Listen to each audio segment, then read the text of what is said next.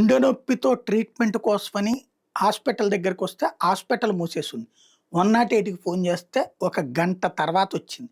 దాంతో గుండె నొప్పొచ్చిన వ్యక్తి మధ్యలోనే చనిపోయినటువంటి పరిస్థితి. ఇది నిన్న చోటు చేసుకుంది గొల్లప్రోలు దగ్గర. ఏదైతే గుండె నొప్పితో వచ్చిన వ్యక్తికి అత్యవసర చికిత్స అందించాల్సి ఉండగా ప్రభుత్వ ఆసుపత్రికి తాళం వేసి ఉండటం, మరో హాస్పిటల్‌కి తరలించేందుకు అంబులెన్స్ సకాలంలో రాకపోవడంతో ప్రాణాలు కోల్పోయిన దైన్యం ఇది. కాకినాడ జిల్లా పత్తిపాడు మండలంలోని శరభవరానికి చెందిన ఇమంది మాణిక్యంకి ఎవరూ లేరు. అతను గొల్లప్రోలు శివారులో తాటికొండ నాగు అనే హోటల్ నిర్వాహకుడి దగ్గర పనిచేస్తూ అతను ఇంట్లోనే ఉంటున్నాడు. సోమవారం అర్ధరాత్రి దాటాక 3 గంటల సమయంలో గుండె నొప్పి ఆయాసంగా ఉందని మాణిక్యం నాగుకి చెప్పాడు.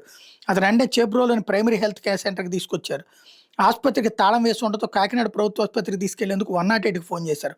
అది గంట వరకు రాలేదు. ఈలోగా మాణిక్యం మృతి చెందాడు. పీహెచ్‌సీ అరుగుపైన మృతదేహం నుంచి నాగు అతని బంధువులకు సమాచారం ఇచ్చారు. ఈ విషయం తెలుసుకుని డీఎంహెచ్ఓ నరసింహనాయక్ విచారణ జరిపి పీహెచ్‌సీ వైద్యుడు సాయి రతన్ని సస్పెండ్ చేసినట్టు తెలిపారు. స్టాఫ్ నర్స్ సూర్యమణికి షోకాజ్ నోటీస్ పంపించారు. వాస్తవంగా ఈ హాస్పిటల్లో సాయంత్రం మూసివేస్తారే ప్రైమరీ హెల్త్ సెంటర్స్.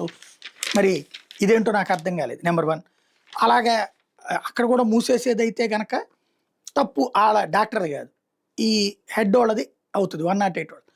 అలా కాకుండా ప్రైమరీ హెల్త్ సెంటర్ గనక రాత్రి పగలు తెరిచి ఉంటే అది ఖచ్చితంగా డాక్టర్‌ది అవుతుంది. అది పక్కన పెడితే పవన్ కళ్యాణ్ గారు, చంద్రబాబు గారు తెలుసుకోవాల్సింది 108 పరిస్థితి ఏ స్థితికి దిగజారాం.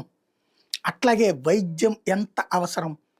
సకాలంలో వైద్యం అందించకపోతే మనిషి ప్రాణం పోతుంది. ఈ పాపం ఎవరిది? ఒక్కసారి ఆత్మవిమర్శ చేసుకోవాలి.